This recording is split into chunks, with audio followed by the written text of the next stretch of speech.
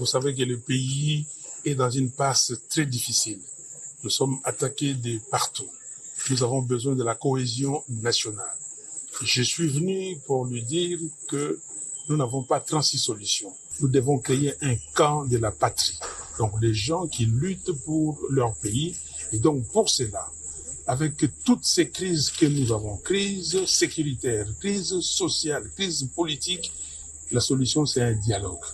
Donc je lui ai demandé de tout faire pour rencontrer les évêques de la Cinco et les pasteurs de l'ECC pour discuter afin de voir ce pacte social qu'il propose, comment est-ce que nous pouvons le mettre en avant. Donc il m'a compris et il va donner sa réponse très rapidement. Nous sommes Congolais et nous avons des frères et sœurs qui souffrent, des enfants qui souffrent, des enfants qui dorment à la belle étoile, des enfants et des gens qui meurent tous les jours. Aujourd'hui, à Goma, combien de gens sont morts?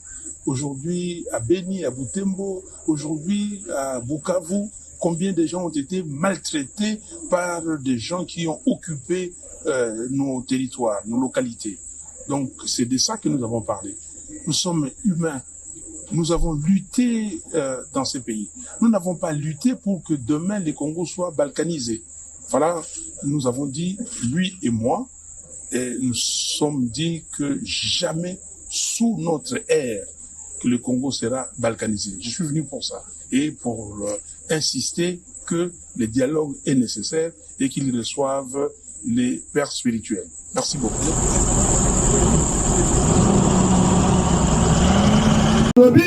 Ceux qui sont comme Awa, à l'exception, il y a major comme Awate.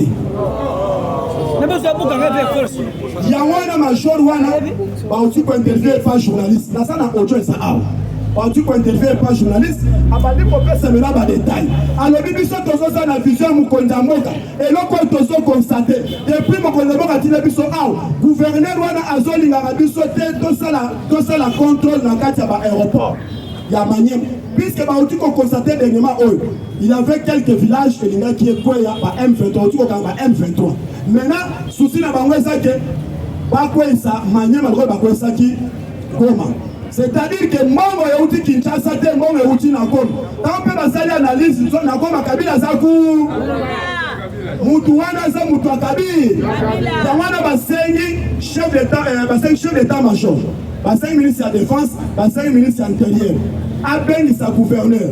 Abengi sa na ba colonel wana ba na Kinshasa ba ko situé pour la problème ya mo wana ba wa basala ba donner nyonso puisque souci na bango za ke manyema ekweya ko ba swanzela ba kita na Katanga ba ke metina Tanganyika les souci na bango maintenant eloko ekangi bango eza territoire ya Shabunda là où bisika barega ba vandi ba lobi nyet tozolinga munyarwanda aleka awa. Merci beaucoup lobi to kutala bino to. Merci wa ko betela wa zalé to maboko. Azoko pisa président Loba. Pour encourager le président Loba dans ma boque, vous mettez le président Loba. Azoko pisa dans ma boque, vous mettez le président Loba. Aloba. Bandeko na ngambote na biso. Mbote lisusu. Kiambote keno. Ekodite. Kiambote keno. Esengeli bayina mboka oyo bazali kokosa ke oyo bazali koboma boye bazali komenase boye biso bakongole tozali komoko boyebe boye te lelo tokolobela bapoints essentiels bon ngai nakangaka te faut adapter kaka tokoyeba pourquoi lelo tomoni tango fort à Pakati Mbangu mais nalobi na bino politique ekomi moto mpo na batraite politique ekomi compliqué mpo na bayini nyonso ya mboka yango nalobi bomoni ndenge tomonaki politika nambe abimaki na polele aye na Goma lolenge wana mpe tokomona meme ambongo akobima bi akobima te il est personne vivant ezali na contrôle moko ebandi déjà na kati ya armée contrôle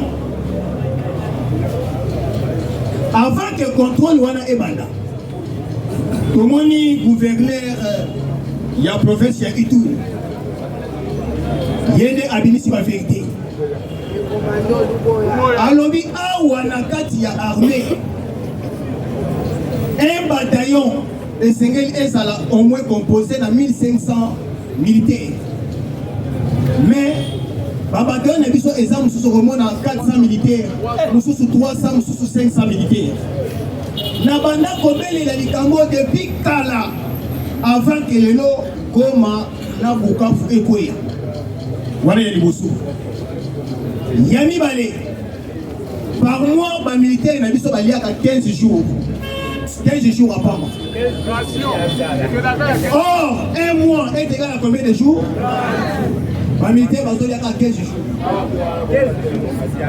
On a ma révélation, il y a un militaire, Oyo Azali gouverneur.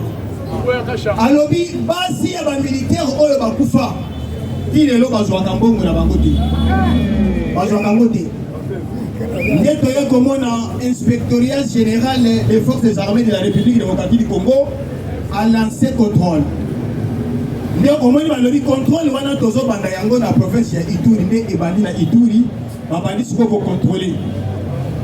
L'importance du contrôle wana ezani.